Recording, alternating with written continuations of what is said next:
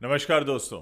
आप देख रहे हैं बॉलीवुड टॉप 10, जिसमें हम आपको उन 10 बड़ी खबरों के बारे में बताते हैं जो इस वक्त सोशल मीडिया पर ट्रेंड कर रही हैं। इन खबरों का आपके लिए जानना बेहद ज़रूरी है, इसीलिए 10 खबरें हम आपके लिए रोज़ाना लेकर आते हैं। शुरुआत करते हैं टॉप 10 हेडलाइन से। सुशांत सिंह राजपूत सुइसाइड मामले में सीबीआई से मिली क्लीन चिट, रिया चक्रवर्ती ने शेयर किया पोस्ट। गद्दार नजर वो आए, एकनाथ शिंदे पर कुणाल कामरा का कमेंट, शिवसेना का फूटा गुस्सा, स्टूडियो में तोड़फोड़ और गिरफ्तारी की मांग। प्रतीक बब्बर ने हटाया पिता राज बब्बर का सरनेम, मां स्मिता पाटिल के नाम को लेकर बताई बड़ी वजह। बिना विग पहने पहुंची हिना खान ने पैपराजी से कहा, इतने ही बाल आए हैं अभी। 31 साल के एज गैप पर सलमान खान ने ली चुटकी, भरी महफिल में शर्मा गई रश्मिका मंदाना। अमाल मलिक की पोस्ट के 2 दिन बाद पिता डब्बू मलिक ने शेयर की बेटे की फोटो, कैप्शन में लिखा एक खास मैसेज। बेटे जुनैद की लव्यापा हुई फ्लॉप तो खुश हैं आमिर खान, वायरल हो रहा है रिएक्शन। शरद केलकर को 19 साल की लड़की संग रोमांस करना पड़ा भारी, नए शो के प्रोमो से नाराज हो गए लोग। 5 साल तक एक दूसरे को डेट करने के बाद अब लिव इन में रहेंगे अली गोनी और जैस्मिन भसीन। जेठालाल का कौन सा पॉपुलर डायलॉग हुआ शो से बैन, आप वजह जानकर रह जाएंगे हैरान। तो दोस्तों, ये वो टॉप 10 हेडलाइंस हैं जो इस वक्त सोशल मीडिया पर छाई हुई हैं। अब आज के इस वीडियो में हम आपको इन 10 बड़ी खबरों के बारे में कुछ डिटेल्स बताने जा रहे हैं, इसलिए इस वीडियो को अंत तक देखिएगा। पसंद आए तो शेयर कीजिए और हाँ, कमेंट करना बिल्कुल मत भूलिएगा। हाल ही में सुशांत सिंह राजपूत सुइसाइड केस में सीबीआई ने मुंबई कोर्ट में क्लोजर रिपोर्ट दाखिल की है। सुशांत ने 14 जून 2020 को अपने मुंबई वाले फ्लैट में आत्महत्या की थी, जिसके बाद उनकी गर्लफ्रेंड रिया चक्रवर्ती उनकी फैमिली सस्पेक्ट बनी हुई थी। लेकिन अब सीबीआई ने रिया के साथ साथ उनकी फैमिली को भी क्लीन चिट दे दी है। सुशांत सिंह राजपूत सुइसाइड केस में सीबीआई से क्लीन चिट मिलने के थोड़ी देर बाद ही रिया चक्रवर्ती ने अपने इंस्टाग्राम पर एक पोस्ट शेयर किया। रिया चक्रवर्ती ने अपनी उन तस्वीरों को अपनी इंस्टाग्राम स्टोरी पर भी शेयर किया, जिसके साथ उन्होंने बैकग्राउंड में खास गाना भी लगाया है। इस गाने का नाम है, टाइटल है सेटिस्फाइड, जिसका मतलब है संतुष्ट हूं। वहीं सुशांत सिंह राजपूत केस में उन्हें क्लीन चिट मिलने के बाद से ही फैंस भी उन्हें बधाई दे रहे हैं। एक यूजर ने कमेंट करते हुए लिखा, मुझे अफसोस है कि आपको इतना कुछ सहना पड़ा, हम सोच भी नहीं सकते। बहुत खुशी है कि इस फैसले से और सीबीआई रिपोर्ट के जरिए सच्चाई सामने आ गई है।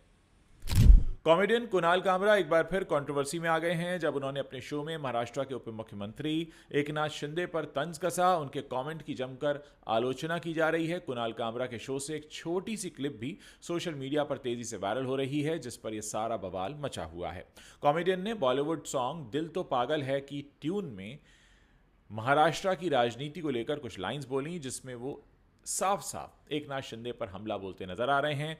पार्टी के कई कार्यकर्ताओं ने जहां उन्होंने ये वीडियो बनाया था, उस होटल कम स्टूडियो में जाकर तोड़फोड़ की जहां कुणाल कामरा परफॉर्म कर रहे थे। ये शो उसी स्टूडियो में रिकॉर्ड किया गया था जहां समय रैना का इंडियाज गॉट टैलेंट शूट किया जाता है। और शिवसेना प्रवक्ता कृष्णा हेगड़े ने कॉमेडियन द्वारा की गई टिप्पणियों की कड़ी निंदा की और कहा कि कुणाल कामरा की परवरिश बेहद खराब लगती है, उन्हें एयरलाइंस में बैन कर दिया गया है, वो गाली गलौच और अभद्र व्यवहार करते हैं।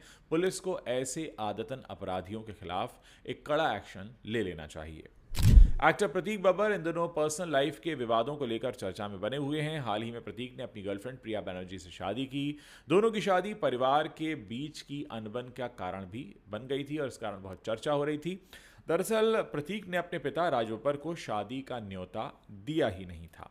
इस पूरे विवाद पर बखेड़ा खड़े होने के बाद अब नवविवाहित जोड़े ने चुप्पी तोड़ दी है। उन्होंने साफ कर दिया है कि उन्हें इस तरह की किसी भी अफवाहों से कोई फर्क नहीं पड़ता, क्योंकि राज बब्बर के साथ उनका कोई रिश्ता है ही नहीं। आपको बता दें कि प्रतीक ने अपने पिता का नाम हटाकर अपनी मां स्मिता पाटिल का नाम अपना लिया है। इसकी वजह बताते हुए उन्होंने कहा, मुझे सिर्फ अपनी मां और उनकी विरासत से जुड़े रहना है और मैं चाहता हूं कि मेरा नाम भी जो बने वो उनके नाम की वजह से बने, यानी मेरे नाम में उनकी पहचान बनी रहे।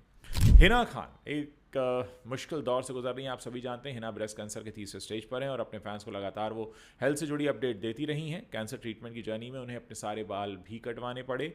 उन्हें तस्वीरों और कई सारे इवेंट्स में विग पहने भी देखा गया था, लेकिन सैटरडे को रात में हुए एक इवेंट में हिना बिना विग पहने पहुंची और उन्होंने अपने बालों की तरफ इशारा करते हुए बताया कि अभी उनके सिर्फ इतने ही बाल आए हैं। हिना के इस अंदाज और उनकी हिम्मत को फैंस पसंद कर रहे हैं। हिना इवेंट में पहुंची और उन्होंने पैपराजी के सामने तस्वीरों के लिए पोज दिए। इस दौरान उन्होंने कहा कि इतने ही बाल आए हैं अभी। हिना मुस्कुराकर सभी का शुक्रिया अदा करती नहीं और वहां से चली गई। इसी इवेंट से एक दूसरा वीडियो भी सामने आया। इसमें अदिति राव हैदरी को हिना गले लगाते देखी जा सकती हैं और अदिति के चेहरे के भाव को देखकर समझा जा सकता है कि वो हिना को इस हाल में देखकर थोड़ा इमोशनल हो रही हैं और उन्हें बुरा लग रहा है। सलमान खान की नई फिल्म सिकंदर का ट्रेलर संडे के दिन लॉन्च किया गया। मुंबई में इस फिल्म के ट्रेलर को एक लैविश इवेंट के दौरान लॉन्च किया गया। सलमान खान स्टारर इस फिल्म में रश्मिका मंदाना लीड हीरोइन है। ऐसे में शुरुआत से ही सलमान खान और रश्मिका मंदाना के एज गैप को लेकर भी खूब चर्चा हुई है। जहां सलमान खान 59 साल के हो गए हैं तो वहीं रश्मिका मंदाना अभी 28 साल की हैं। सिकंदर के ट्रेलर लॉन्च पर सलमान खान ने इस एज गैप को लेकर उठ रहे सवालों को मस्ती भरे अंदाज में जवाब दिया उन्होंने उस दिन। और रश्मिका और अपने बीच 31 साल के एज गैप की बात पर सलमान खान ने कहा कि बीच में ऐसा गड़बड़ हो जाता है कि 6-7 रात सोए नहीं, फिर वो सोशल मीडिया वाले पीछे पड़ जाते हैं, उनको दिखाना पड़ता है कि अभी भी हैं। और सलमान ने बात आगे बढ़ाते हुए कहा कि फिर वो बोलते हैं 31 साल का डिफरेंस है हीरोइन का और मुझ में। अरे जब हीरोइन को प्रॉब्लम नहीं है तो हीरोइन के पापा को दिक्कत नहीं है तो फिर भाई तुम्हें क्यों दिक्कत है? इनकी शादी होगी, बच्चे होंगे तो उनके साथ भी काम करेंगे, मम्मी की परमिशन तो मिल ही जाएगी। इस बात पर रश्मिका शर्माते हुए दिखाई दी। म्यूजिक कंपोजर और सिंगर अमाल मलिक ने 2 दिन पहले 20 मार्च को अपने सोशल मीडिया हैंडल इंस्टाग्राम पर एक लंबा चौड़ा पोस्ट करके हलचल मचा दी थी। अपनी पोस्ट में उन्होंने शेयर किया था कि वो डिप्रेशन से जूझ रहे हैं और इसके लिए उन्होंने अपने घर वालों को, अपने परिवार को जिम्मेदार माना था। हालांकि पोस्ट करने के कुछ देर बाद ही उन्होंने उसे डिलीट कर दिया। अब अमाल के पिता डब्बू मलिक ने सोशल मीडिया पर एक पोस्ट किया है। अमाल के पिता डब्बू मलिक ने सोशल मीडिया पर अपने बेटे के साथ एक तस्वीर शेयर की है। साथ ही इसमें उन्होंने एक बड़ा खास मैसेज लिखा है। डब्बू मलिक ने अपने इंस्टाग्राम पर जो फोटो शेयर की उसमें देखा जा सकता है कि वो अपने बेटे से गले मिलते नजर आ रहे हैं। अमाल अपने पिता को किस कर रहे हैं और इस दौरान डब्बू मलिक मुस्कुरा रहे हैं। इस फोटो को शेयर करते हुए अमाल के पिता ने कैप्शन में लिखा I love you. Social media पर इस पोस्ट के आते ही ये काफ़ी वायरल हो गया है और बहुत से लोग इस पर अपना रिएक्शन भी देते नजर आ रहे हैं। एक यूज़र ने लिखा कि इस फोटो ने तो रुला दिया। एक ने लिखा कि ये सबसे पवित्र बंधन है जो मैंने कभी देखा ही नहीं। और एक अन्य ने लिखा है कि कहीं नज़र न लग जाए आप दोनों को। आमिर खान के बेटे जुनैद खान ने नेटफ्लिक्स की फिल्म महाराज से एक्टिंग डेब्यू किया था। पहली फिल्म में उनके अभिनय को काफ़ी सराहा गया, लेकिन स्टार किड जुनैद खान की हालिया फिल्म लव्यापा बॉक्स ऑफिस पर बुरी तरह फ्लॉप हो गई। अपने बेटे जुनैद खान के बॉलीवुड सफ़र के बारे में अक्सर खुलकर बात करने वाले आमिर खान ने लव्यापा के फ्लॉप होने पर अपनी राय रखी है। उन्होंने कहा कि खुशी कपूर के साथ लव्यापा फ्लॉप होने से जुनैद खान को करियर में काफ़ी कुछ सीखने को मिलेगा। आमिर कहते हैं कि यह ज़रूरी है कि जुनैद इससे सबक लें और आगे बढ़ें। इंस्टेंट बॉलीवुड से बात करते हुए आमिर ने लव्यापा की सफलता पर कहा कि अच्छा हुआ। उन्होंने समझाया कि करियर में शुरुआती चुनौतियां किसी के विकास में बहुत महत्वपूर्ण होती हैं। वो आगे कहते हैं मुझे लगता है कि वो अच्छा कर रहा है और वो इसी तरह सीखता भी रहेगा।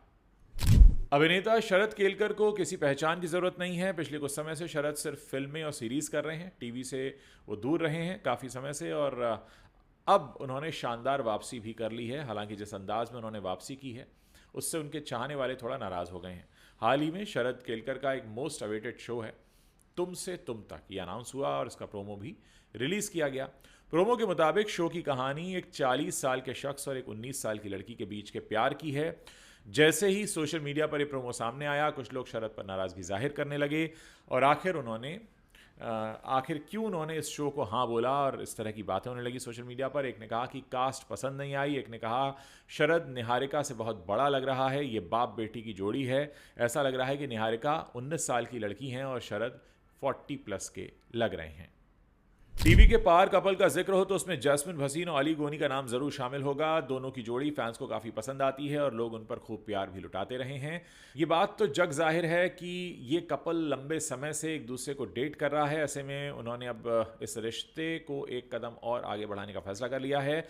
कपल ने अपने हालिया ब्लॉग में इस बात की जानकारी दी कि ये दोनों अब एक साथ रहने वाले हैं। दोनों ने लिव इन रिलेशनशिप में रहने का फैसला किया है। अली ने ब्लॉग में शेयर किया कि ये फैसला हम दोनों ही लेना चाहते थे, क्योंकि हमारे रिश्ते को 5 साल पूरे हो रहे हैं और बहुत मुश्किल से हमें घर भी मिल गया है। अब एक बड़ा घर चाहते थे और हमें अपना अपना रूम चाहिए था, क्योंकि हम अपने अपने रूम में रहेंगे रिलेशनशिप में, जहाँ तक आना दोनों के लिए आसान नहीं है। और इसके बाद जैस्मिन ने कहा कि मुझे घर ढूंढने में लगभग 6 महीने का समय लगा और अब मैं उसका इंटीरियर कराने में 6 महीने का समय और लेने वाली हूँ।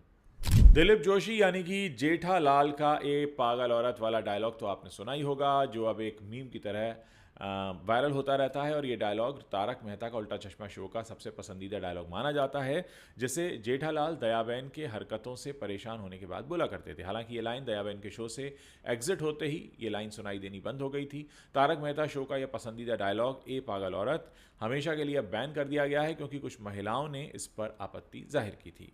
दिलीप जोशी ने एक पॉडकास्ट में कहा कि एक महिला आंदोलन के संवाद के खिलाफ इस डायलॉग पर आपत्ति जताई गई थी और उन्हें लगा कि ये महिलाओं के लिए अपमानित लाइन है, ये महिला मुक्ति आंदोलन कुछ और था और मुझे बताया गया कि इस डायलॉग को मैं दोबारा कभी ना बोलूं। इसी के बाद जेठालाल के मुंह से अब इस लाइन को कभी सुना नहीं गया। तो दोस्तों, ये वो 10 बड़ी खबरें हैं जो इस वक्त सोशल मीडिया पर छाई हुई हैं। वीडियो पसंद आया हो तो इसे आप अपने दोस्तों के साथ शेयर करना मत भूलिएगा।